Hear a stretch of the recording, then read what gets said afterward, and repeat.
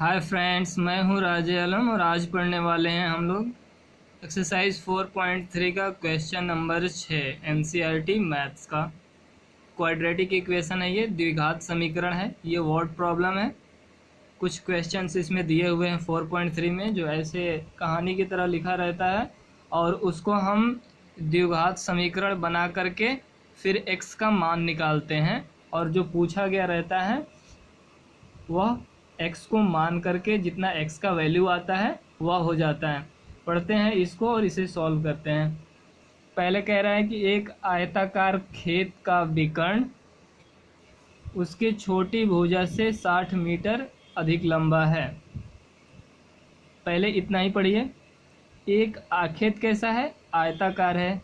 का विकर्ण, विकर्ण पता है ना, बीच वाला जो होता है, उसकी छोटी भुजा से, मतलब दो भुजा होती है, एक लंबाई एक चौड़ाई। लंबाई वाली हमेशा बड़ी होती है, चौड़ाई वाली छोटी होती है। तो उसकी छोटी भुजा से 60 मीटर अधिक लंबा है। पहले एक लाइन को बनाते हैं इसे। यहाँ मैं सॉल्यूशन लिखता हूँ।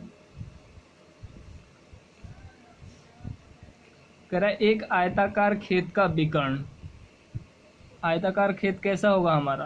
पहले तो आयत बना लेंगे, रेक्टेंगल बना लेंगे। एक रेक्टेंगल ऐसे ही होता है ना, लंबाई वाला ज़्यादा होता है और चौड़ाई वाला कम होता है। और ये होता है कि अब विकर्ण होता है, दो विकर्ण होते हैं, एक इधर से एक इधर से, कोई भी आप ले सकते हैं। तो कह रहा है एक आयताकार खेत का विकर्ण, ये जो विकर्ण है इसका मान कह रहा है उसकी छोटी भुजा से, छोटी भुजा कितना है नहीं दिया हुआ है, तो मान लेंगे कि छोटी भुजा हमारी x है। ठीक है, इस x से यह कितना बड़ा है? 60 मीटर अधिक लंबा है, यानी इस x से 60 मीटर अधिक कह रहा है। तो 60 और किस से? x यानी चौड़ाई से, और चौड़ाई को हमने x माना। ठीक है, यहाँ तक तो हो गया हमारा काम। आगे पढ़ेंगे। यदि बड़ी भुजा छोटी भुजा से 30 मीटर अधिक हो। अब इसका मान कह रहा है कि बड़ी भुजा क्या हो? छोटी भुजा से, छोटी भुजा x है, x से कितनी ज़्यादा हो? 30 ज़्यादा हो। ये आ गया चौड़ाई, लंबाई, ये आ गया चौड़ाई, ये हो गया विकर्ण। ठीक है, यहाँ पे मैं दिखा देता हूँ, या आप समझ लीजिए, ये चौड़ाई, ये लंबाई, या विकर्ण। दिखाऊंगा तो हौच पौच हो जाएगा। मान लीजिए यहाँ पे माना कि चौड़ाई आयत की क्या है? x है, इसलिए विकर्ण क्या होगा? x + 60 हो जाएगा और लंबाई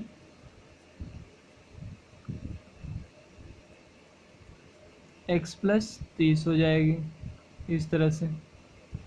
और सब मीटर में दिया हुआ है तो यहाँ मीटर मान लीजिए। ये भी मीटर, ये भी मीटर, ये भी मीटर, मीटर में है। पहले मैं ये मीटर लिख देता हूँ। अब इसको x का मान निकालना है। यहाँ पे देखिए ये क्या बनता है, यहाँ पे देखेंगे हम तो एक हमारा त्रिभुज बनेगा। वह कौन सा त्रिभुज होगा? समकोण त्रिभुज। ठीक है, राइट एंगल ट्रायंगल बनेगा हमारा। तो तीनों का वैल्यू दिया हुआ है। ये हो गया हमारा, इसको क्या कहते हैं? कर्ण कहते हैं। इसको हम आधार, इसको ऊंचाई कहते हैं, इसको आधार कहते हैं। नीचे वाले को आधार, ऊपर वाले को ऊंचाई। ऊंचाई या लंब भी बोलते हैं इसे।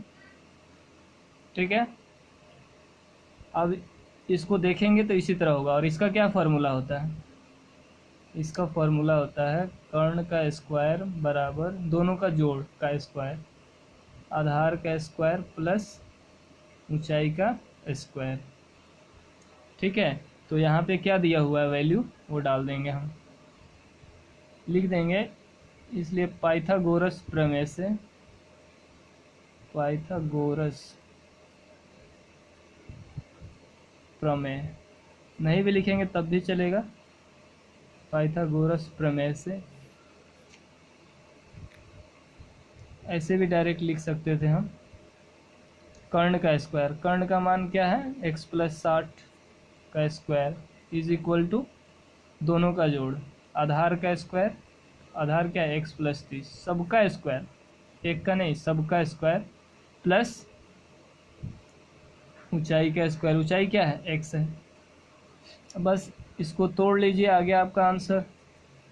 ए प्लस बी के होल स्क्वायर पर टूटेगा, ये a है और ये b है, a plus B to the whole square यहाँ पे होगा, और ये भी a plus B to the whole square पे होगा, दोनों होगा। तो तोड़ेंगे तो क्या आएगा यहाँ, A square plus 2ab plus B square. अब राइट हैंड साइड वाला इधर वाला, ये भी A square plus B square plus 2ab, चाहे इसको पहले लिखिए चाहे इसको पहले लिखिए, कोई दिक्कत नहीं, प्लस ये बच गया एक्स स्क्वायर। अब इसको बनाएंगे, कैसे बनाएंगे, एक्स स्क्वायर तो एक्स स्क्वायर ही रहेगा, कोई जुड़ने वाला नहीं है, और 60 दूना 120 गुणा करेंगे तो तीनों को एक साथ 120 एक्स हो जाएगा, प्लस 60 का स्क्वायर करेंगे। 60 का स्क्वायर कैसे होगा हमारा, यहाँ पे देखिए 60 गुणे 60, तो ये छः के 36 हो जाएगा, और 0 दो बार है तो 2 बार 0 ऐसे, तो ये हो जाएगा 3600। फिर एक्स स्क्वायर अकेला है तो एक्स स्क्वायर प्लस उसी तरह से 3 का स्क्वायर, 3 3 9 और 2 0, प्लस ये भी गुणा तो 2 30 में पढ़ेंगे तो 60 हो जाएगा, और एक्स हो जाएगा प्लस एक्स स्क्वायर एक अकेला है। एक बार और सॉल्व करते हैं इसे, तो x square plus 120 x plus 3600 is equal to, अब देखिए एक्स स्क्वायर के जैसा और कौन है यहाँ पे, बिल्कुल एक्स स्क्वायर है यहाँ पे, तो एक एक्स स्क्वायर मिलके 2 एक्स स्क्वायर हो जाएंगे। ये 2 क्यों हुआ, यहाँ पे समझिए, कोई भी चीज़ अगर ऐसी लिखी हो तो हम समझते हैं कि यह एक एक्स लिखा हुआ है, ठीक है, एक छिपा रहता है, उसको हम दिखाते नहीं हैं। उसी तरह से इसके पहले एक है, इसके पहले एक है तो 2 हो गया, प्लस 900 है तो 900 लिखेंगे, और 60 है तो 60x लिखेंगे। अब ये वाला टर्म इधर लाएंगे, यानी ये बराबर है, इसको टपा करके, यानी ये दूसरा जगह का है, इस जगह पे आएगा तो ये साइन बदल जाएगा, यानी ये प्लस में है तो इधर माइनस में हो जाएगा, ये भी माइनस में, ये भी माइनस में, सबका बदल जाता है, प्लस हो जाएगा माइनस में, माइनस हो जाएगा प्लस में, गुणा हो जाएगा भाग में, भाग हो जाएगा गुणा में। जब इक्वल साइन को इधर लाते हैं तो इक्वल साइन को इंटरचेंज करते हैं, तो ऐसे भी समझ सकते हैं। देखिए कैसे मैं बोल भी रहा हूँ लिख भी रहा हूँ। अब इधर आ गया, ठीक है, ये बराबर चिन्ह तो इधर है, अब मैं इधर लिख रहा हूँ इसके साथ, तो ये माइनस में हो गया, ठीक है, इसको भी इधर लेके आ रहा हूँ तो माइनस 900 हो गया, इसको भी इधर लेके आ रहा हूँ माइनस 60x हो गया। अब इधर क्या बचा, 0 बचा, तो 0 सारा आ गया तो 0 ही बचेगा।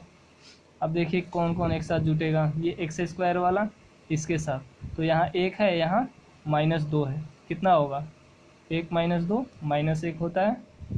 उसी तरह से -1 एक्स स्क्वायर, 1 को नहीं लिखते हैं, ठीक है, प्लस 120x, और देखिए x वाला और कौन सा टर्म है, ये है, तो 120 और -60 घटाएंगे तो 60 आएगा, प्लस में आएगा, और x जुटा है साथ में तो x लिख देंगे, और 3600 और 900, यानी खाली ये नंबर है तो एक साथ जुटेगा।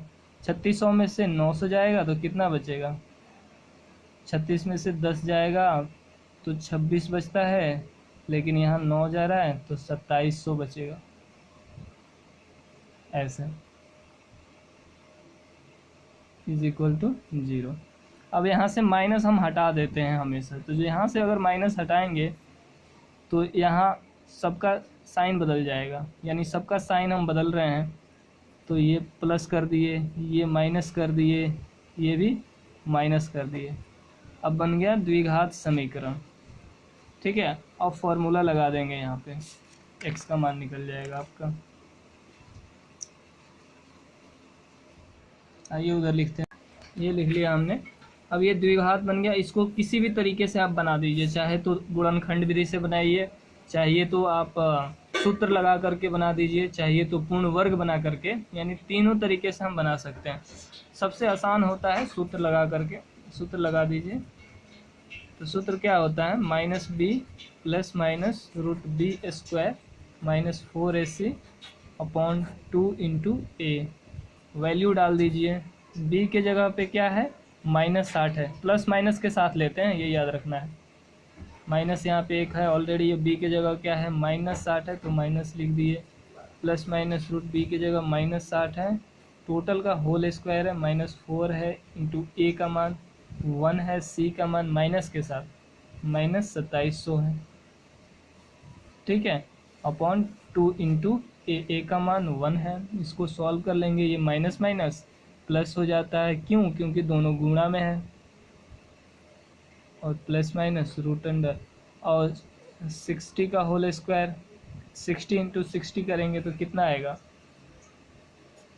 ये 6 के 36 हो जाता है, और ये 2 बार हो जाता है, 3600 हो गया। और ये माइनस का 2 बार करते हैं तो प्लस हो जाता है, 3 बार करेंगे तो माइनस आ जाएगा, लेकिन यहाँ 2 बार ही स्क्वायर है इसलिए प्लस हो गया। अब इस सब गुणा में है, क्योंकि यहाँ भी गुणा ही था, तो ये सब गुणा में है, तो क्या होगा, माइनस माइनस यहाँ भी प्लस हो जाएगा। और इसको 4 को 27 से गुणा कर देंगे तो कितना आएगा, 4 0 0 4 0 0 4 7 28 2 4 2 8 और 2 10, इतना आ रहा है।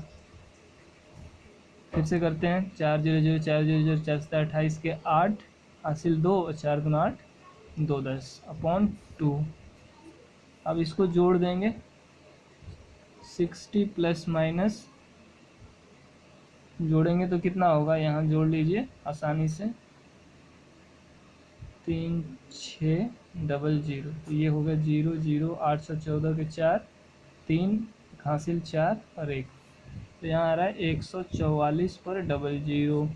अब इसका क्या करेंगे, वर्गमूल निकालेंगे। कैसे निकालते हैं वर्गमूल, यहाँ देख लेते हैं, 144 पर 00, इधर से उस उल्टे साइड से हम जोड़ा लगाते हैं, जोड़ा लगा दिए, एक बचा, एक किससे कटेगा, 1 से कट जाएगा, तो ये 1 यहाँ पे आ गया। ठीक है, 1 एकम 1, ये कट गया, तो यहाँ क्या बचा, 4 और 4। ठीक है, 2 बार उतार दिए, ये कट गया है, और ये 1 था ना, होता है यहाँ सेम टू सेम एक और लिख करके इसके जैसा इसको जोड़ देते हैं, तो 2 हो गया। अब 44 किससे कटेगा, यहाँ पे 2 रखेंगे तो 22 हो जाएगा, जब यहाँ पे 2 रखेंगे तो यहाँ भी 2 रखना पड़ेगा। ठीक है, तो 22 दूना 44 हो गया, और ये 2 अपने पास से लिए थे तो 2 यहाँ पे आ जाएगा, तो ये तो कट गया। अब इसको जोड़ देंगे, तो 2 2 4 और 2। ठीक है, और यहाँ 2 0 जब उतरेगा नीचे तो इसके बदले 1 0 ऊपर जाता है, जब 2 टर्म नीचे आते हैं तो 1 0 ऊपर जाता है। ठीक है, इस तरह से, या ऐसे भी समझ सकते हैं डायरेक्ट, 144 का वर्गमूल 12 और 00 के बदले 1 0, तो क्या आ जाएगा, 60 प्लस माइनस 144 का हो जाएगा 12 और 00 का 1 0, ऐसे। अब एक बार प्लस में एक बार माइनस में, ऐसे। तो ये जोड़ देंगे, कितना हो जाएगा, 190/2, 190 होगा या 180 होगा, 60 है और 120, 180 होगा, और ये माइनस वाला होगा, -60 आ जाएगा, क्योंकि 60 60 120 होता है, तो ये आ गया, कितना आएगा, 90 90 180 होता है, 90, और ये -30। माइनस वाला कोई काम का नहीं होता है ये शब्द वाले में, क्योंकि कहानी की तरह जहाँ भी दिया रहता है तो वहाँ माइनस का कोई काम नहीं होता, तो इसलिए x बराबर क्या आ गया, 90 आ गया। x किसका मान था, x देखते हैं किसका मान था हमारा। एक तो चौड़ाई का मान, यहाँ पूछ क्या रहता है, खेत की भुजाएं ज्ञात कीजिए। तो भुजाएं क्या होगी हमारी, एक तो लंबाई होगी, एक चौड़ाई होगी, ठीक है। तो भुजाएं मतलब लंबाई और चौड़ाई, तो यहाँ लिख देंगे, इसलिए लंबाई बराबर, लंबाई कितना होगी, खेत की लंबाई पूरा लिखना चाहते हैं तो पूरा लिख दीजिए। खेत की लंबाई इतना दिया हुआ है x+30। x का मान क्या है 90 + 30 मिलके क्या हो जाएंगे 120, और यूनिट क्या था मीटर था। ये हमेशा लिखते हैं मीटर है कि किलोमीटर है कि क्या है, ये हमेशा दिखाते हैं, ठीक है। और क्या था, लंबाई और चौड़ाई निकालना है हमें, क्योंकि दो ही भुजा तो होती है। चौड़ाई क्या था x था, चौड़ाई x, यानी x ऑलरेडी निकला हुआ है 90 है तो मीटर में है। ये हो गया हमारा आंसर। इस तरह से एक बार फटाफट देखते हैं हमने क्या क्या किया। ये क्वेश्चन था हमारा, हम खेत की भुजा पूछ रहा है, तो एक भुजा को हमने चौड़ाई मान ला, एक भुजा को हमने लंबाई निकाल लिया। चौड़ाई को क्यों x माना, इसको क्यों नहीं माना, क्योंकि यहाँ पे ऑलरेडी कह रहा है कि विकर्ण उसकी छोटी भुजा से 60 मीटर अधिक है। तो पहले छोटी भुजा पता रहेगा तभी तो हम ये विकर्ण निकाल पाएंगे, इसीलिए हमने इसको विकर्ण को पहले x मान लिया। अब इसको सॉल्व किए पाइथागोरस प्रमेय। अब ये बन गया हमारा पाइथागोरस समकोण त्रिभुज, और समकोण त्रिभुज में हम जानते ही हैं कर्ण का स्क्वायर, आधार का स्क्वायर और ऊंचाई का स्क्वायर होता है। तो यहाँ पे हम वही फॉर्मूला लगा दिए और ये +b के होल स्क्वायर पे तोड़ दिए और इसको सॉल्व कर लिए। अब इसमें आपको दो चीज़ों का ध्यान रखना है, एक तो प्लस माइनस का जोड़ घटाव गुणा भाग, और एक तो x और y का जोड़ घटाव गुणा भाग, ये आना चाहिए। एक और होता है √2, मतलब रूट का जोड़ घटाव गुणा भाग, रूट वाले। तीन चीज़ें 10th क्लास में इम्पोर्टेंट होती है, इसको अच्छे से पढ़िएगा। मैं एक वीडियो बना रहा हूँ, प्लेलिस्ट चेक करके वहाँ से देखिएगा, ये अच्छे से समझ में आ जाएगा। तो आपको ये जोड़ घटाव गुणा भाग और ये बराबर चिन्ह के इधर करने वाले में दिक्कत नहीं आएगी। मिलते हैं अगले वीडियो में, सब्सक्राइब कीजिए और अच्छे से पढ़िए। 100 में 100 मार्क्स लाइए, 100 में 100 मार्क्स का टारगेट है। कंप्लीट मैथमेटिक्स पढ़ रहे हैं हम लोग। Thank you.